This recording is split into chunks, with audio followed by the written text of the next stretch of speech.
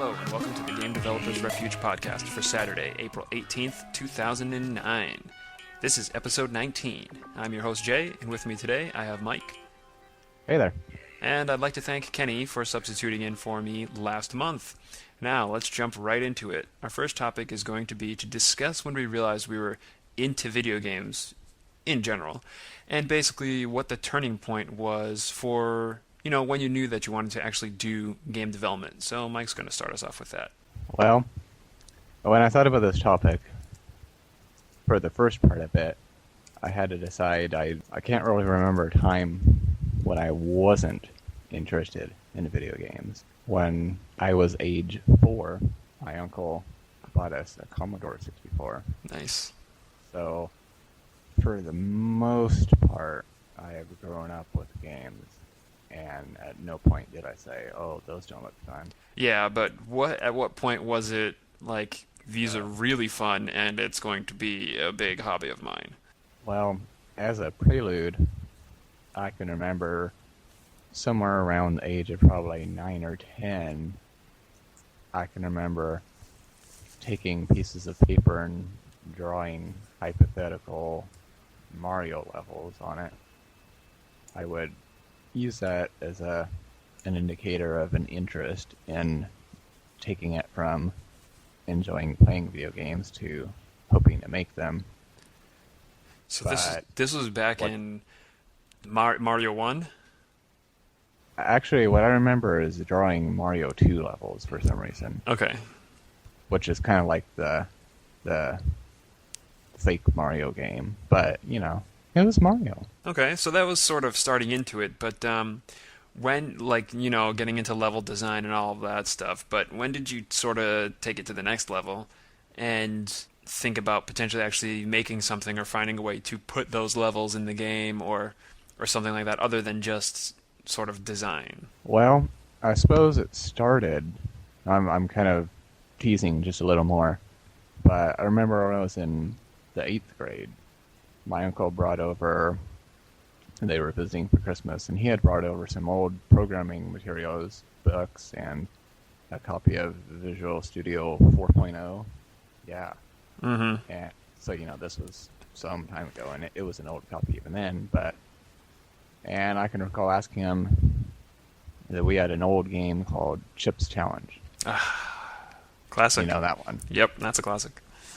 I remember asking him, so could I make a game like that with this? He's like, yeah.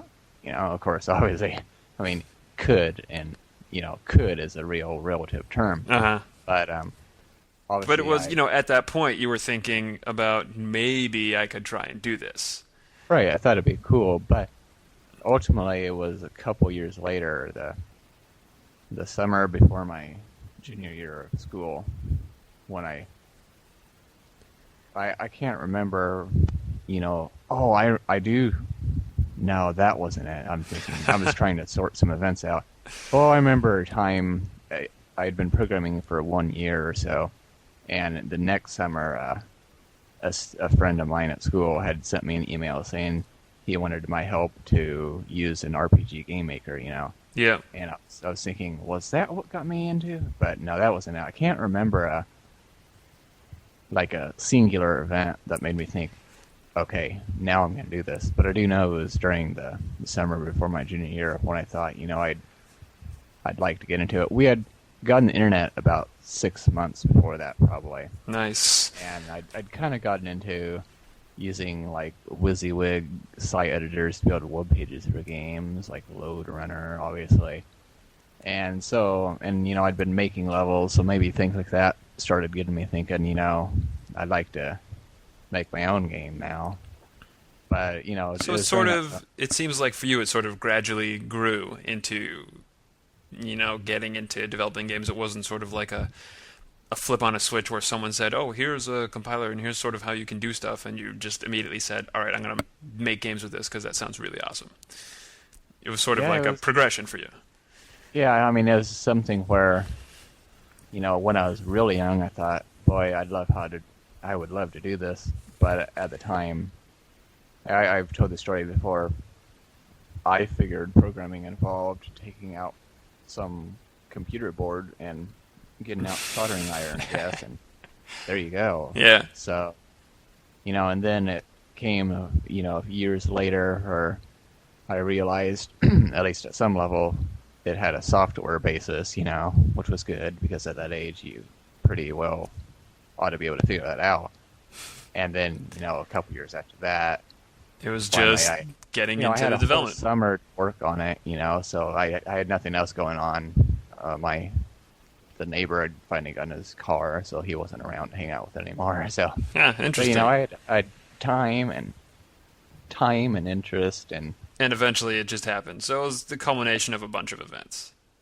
yeah. Yeah, I'm not so sure in my case. I mean, I probably realized that I was into video games like as a real serious thing. Like I really liked playing them was probably in the Super Nintendo era, because that's what I have. That's that. yes. I definitely played games before that. We had an Atari, an NES, Sega Master System, and all those other consoles that came before it. But it was in the Super Nintendo era where I spent my own money to rent games back in the time, back when game rentals was actually pretty big, and it was definitely during that time period. I remember certain specific games like Joe and Mac for Super Nintendo and all of the Mega Man series, and of course Super Metroid at the time. But I wasn't as obsessed with it back then. That obsession happened sort of later. But that's I have the most fond memories of video games from that era, like right when Super Nintendo had just come out, and I think sort of my interest in that as a hobby started then, as opposed to earlier. I mean, I did play video games earlier than that, but I don't think I grasped them at the same conceptual level as I did.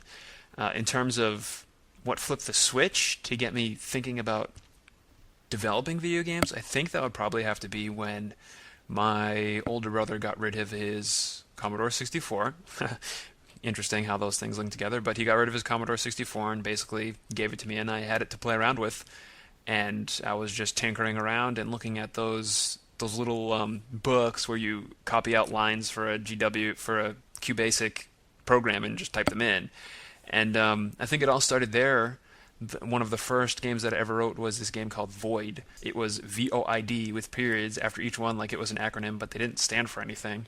And it was this little text adventure game where you would type stuff, and I think that basically started it for me, because once I saw that I could sort of whip something like that together, I had spent weeks on just writing this simple, basic, text-based, walk around and collect items, maybe sort of application.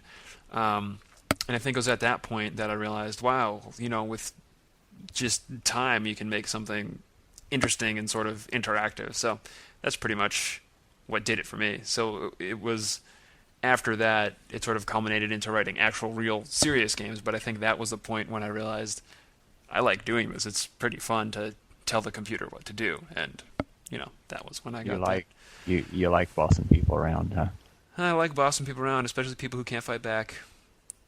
And, so anyway, along those points, I think it might be interesting to find out how other people sort of fell into it, because I think there's sort of two camps. There's the camp that falls in your range, which is over time sort of playing around with game ideas and sort of designing stuff and then tinkering a little bit here and then later on tinkering with some more stuff, and then eventually, lo and behold, enough stuff is piled up together that you're now a game developer. And then there's that other camp, like on my side, where it's, at the first touch of creating something where you can, creating something interactive, it just is so cool that you just never stopped doing it. And over time, it just became more and more sophisticated as opposed to just piling together and becoming this big game development thing. I don't know. That's my opinion. I might add the caveat that I'm not so sure I still know what I'm doing with all this stuff even today. Well, I don't think anybody really knows what they're doing, but as long as something fun comes out of it and people enjoy it, at least someone else other than yourself, then you've made a game. There's or I don't even want to qualify it that loosely. I think even if only you're the only one that enjoys it, I think it's worthwhile. Still, yeah, that's true. I mean, if you had fun making it, then I guess so. And that could be the first time you do that could be the turning point where you say, I am I like developing video games, and that was the turning point for me. So yeah, it's interesting. I always thought that there would be sort of this point where it clicks, and it's just like, yes, I could totally make games and stuff. Because I know, what game was it? Legend of Dragoon for PlayStation. When I was playing that, I totally had ideas of, oh yeah, I think I see how they sort of did a few of the things in this game. I wonder if I could put together a 3D model and make it do stuff and write this battle engine and things like that. Yeah. And, there's certain games where I have fond memories of sort of dissecting it and thinking, man, when I'm done with this, I'm going to make something like this. That never happened, but I don't think I ever did that. it's interesting. It's Not on like you seem to have you looked at it on kind of like of a component basis where you thought, all right, this game consists of a 3D model and a world and effects and controls, and I would like to do that myself, and I would improve upon this and change that. Whereas I imagine I looked at it more such as, this is a game, here's the world, blah blah blah. I want to make the world, You just want to do the design aspect as opposed to the I mechanics. I just want to copy the game and make it play replica. Yeah. Okay. That's interesting. No, see that's not literally what I thought. But when you look at the games I've made, it's hard to dispute. That they're well, you learn I by. literally borrowed from existing concepts. Hey, that's perfectly fine because what do people do with music all the time? Anyway, that's gonna wrap up that discussion, and we're back. Now we're gonna talk about sort of a retrospective on old games that we have developed. Basically, to choose a game that we have already developed and finished, and sort of now, after the fact, knowing how it did and sort of where it fell short, what is the one thing that you would change in the game if you could go back in time and have the foreknowledge of what was wrong with it? So I'm going to leave this off.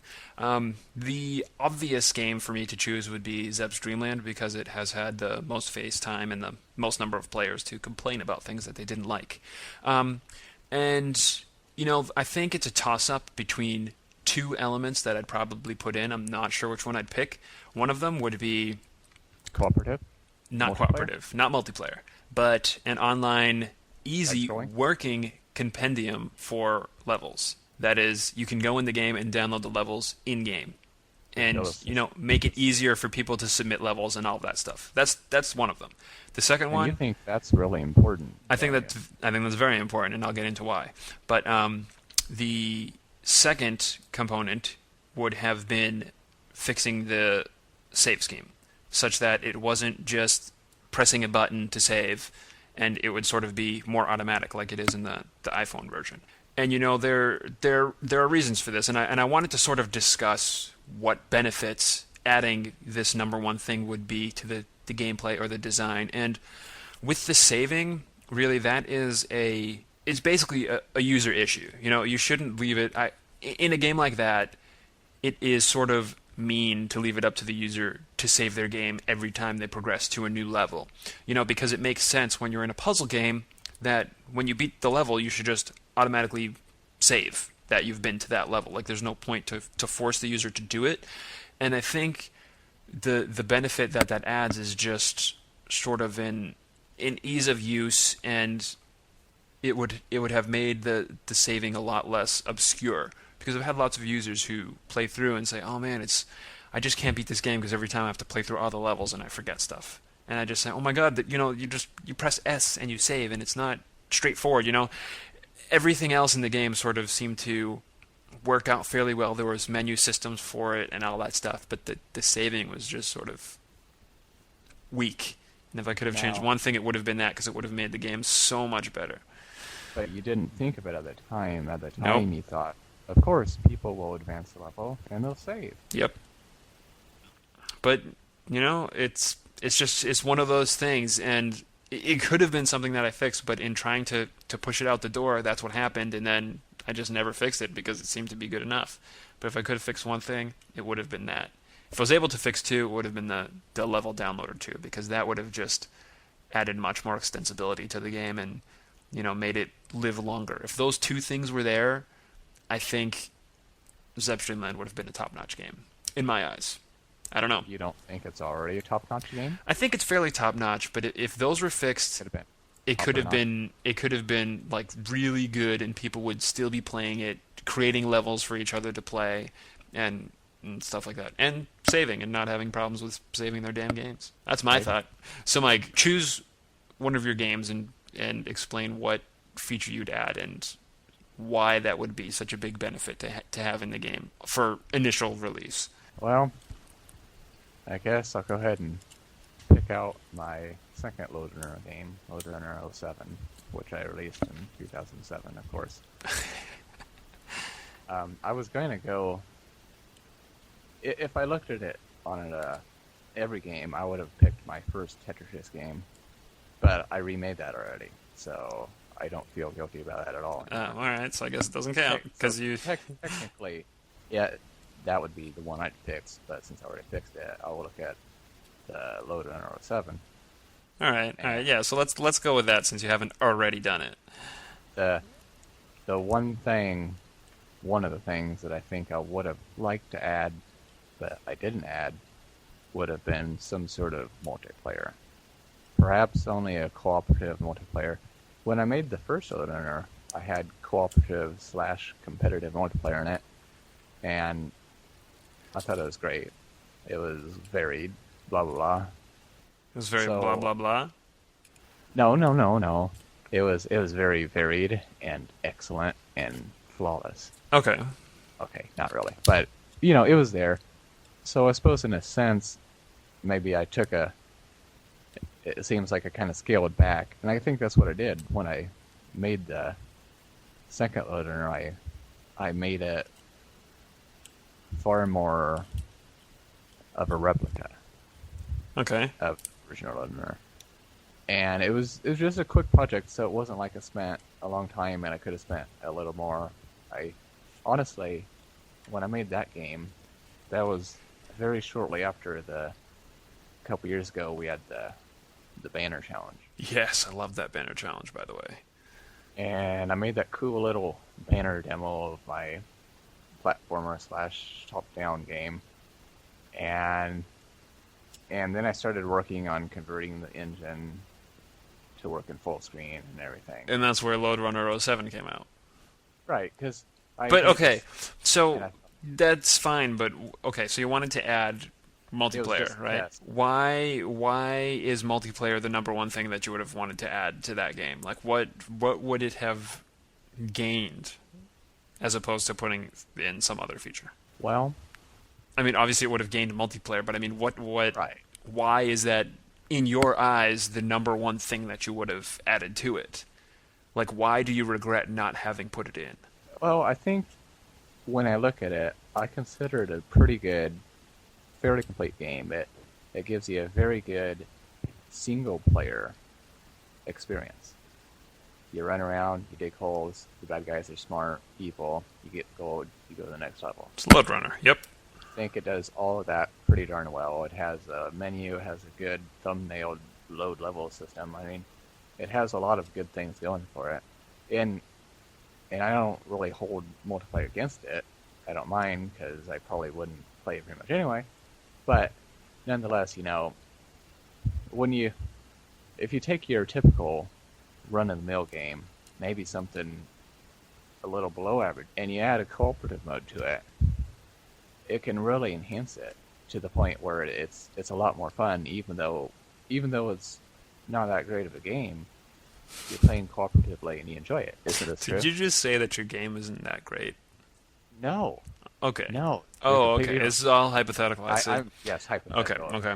Some dumb game, but you throw a multiplayer on it, as long as it doesn't crash or anything. I mean, you can play with a friend. Anything you can play with a friend is going to be Instantly more fun. becomes more fun. So that's like the number one thing is multiplayer. There's no glaring issue or any other design problems. It was just that's it. I'll give you one more. No, I don't need one more. I'm just trying to justify why There is one. multiplayer is the ultimate. I'm not fabricating it. It's a legitimate issue. Oh, I'm sure. The level editor could have had a higher degree of user friendliness. Okay, so then what I'm trying to get at is, in your mind, why is the multiplayer more important than the user friendliness of the editor? I think I would answer that by saying the person that wants to make levels for Loadrunner, that really wants to, will be able to make levels for Loadrunner with that editor. Okay. They'll be able to figure it out. Now, I mean, they'll have to work a little bit. I mean, I'm not talking like it's text file hacking, but I'm just saying they'll have to get used to the couple of the quirks in it. Mm-hmm. But ultimately, they'll be able to make levels if they want to. Whereas the person that wants to play multiplayer in the game, they'd have, I mean, it's open source, so I mean, yeah, they could code it in, but, you know, basically they can't play multiplayer. So is part of your reasons for doing that is that more people would probably be interested in the multiplayer feature than the level editor feature? You know what I mean? Are you more concerned with catering to a larger audience, or trying to... Now, when I think about it, I basically only look at it and I say, you know, I think I look at it and I say, I would enjoy playing cooperatively in that game. So that would be cool. You're not even necessarily thinking of who the end user is. It's sort of doing this for myself. Well, that seems like kind of a crass way to put it. But you're the selfish developer, which is okay, because we're all a little selfish. Works for me. And you know, like I say, the level editor is there, and it's eminently usable. Mm-hmm. Multiplayer is completely absent. It's not there. So, you know, you're sort of putting in a full-featured thing as opposed to half-fixing a not full-featured thing. Right. Which makes sense. I mean, which is interesting. I mean, you know, I wonder if I had to pick a third item, if it would be multiplayer and Zap Stream. Probably not. Anyway, we're going to take a quick break. When we come back, it's Juicy Tidbits. And we're back. It's time for the Juicy Tidbits. Our question for this month is, if you could take one franchise or series and make the bad guy into the good guy, which would you choose and why? I guess I'm going first. So, if I had to pick one, it would have to be not a franchise or a series. Well, it is. It would be Wild Arms. But this character doesn't appear in all of them. But there is a character in the first one called Boomerang Flash, and he is sort of the bad guy who harasses you over and over and over again. And he is quite the cool character. So I would like to see him switched with the good guys so that I could play as Boomerang Flash through the entire game. Basically, so I could be a selfish bastard and be the cool guy through the whole game. That's it. Mike, go. I haven't thought of one yet. You better hurry up. You got 5 seconds. You can't ruin another Juicy Tidbit when it's just the two of us. Oh, man. Just pick anything out of a hat. Anything? Yeah, like which video game franchise would you like to see the bad guys played as the main characters? Wow. Can't think of anything. Mario? Mario? I guess Mario. I mean, like, I could pull another one out of my hat. How cool would it be to have all of the bad guys switched as good guys in the Mega Man series? That would be sweet. You can pick which enemy boss you are, and then you have to go fight, you know, Mega Man and Roll and Eddie and the Bird and all those dudes. That would be totally awesome. I just pulled out 2, and all you could come up with was Mario? Why? Why Mario? Oh, Bowser doesn't seem like he ever does anything wrong. Yeah, exactly. You just want to play as Petey Piranha, don't you? Well, yeah. Yeah, exactly. Anyway, that's going to wrap up the episode 19.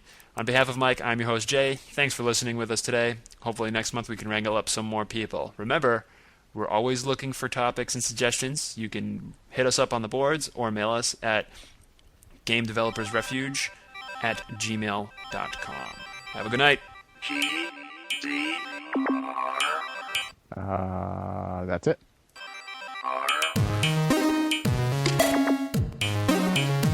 You want to ask Dennis if he wants to join? As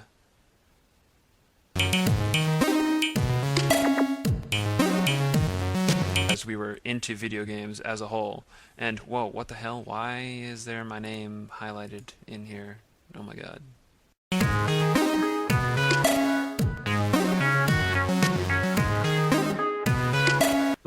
Flip side.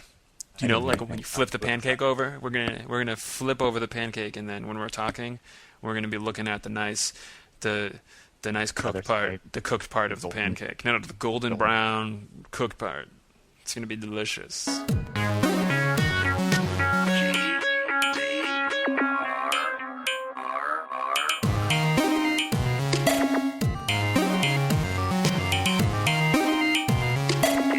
You haven't even seen my face. I've seen your face. I saw that video of you playing with whatever toy you got for Christmas, Mr. Face.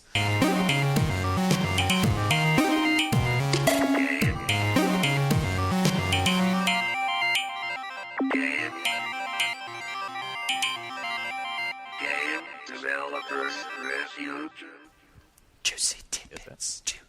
Juicy tidbits. I still haven't thought of one. Darn it. Juicy tidbits. Shit.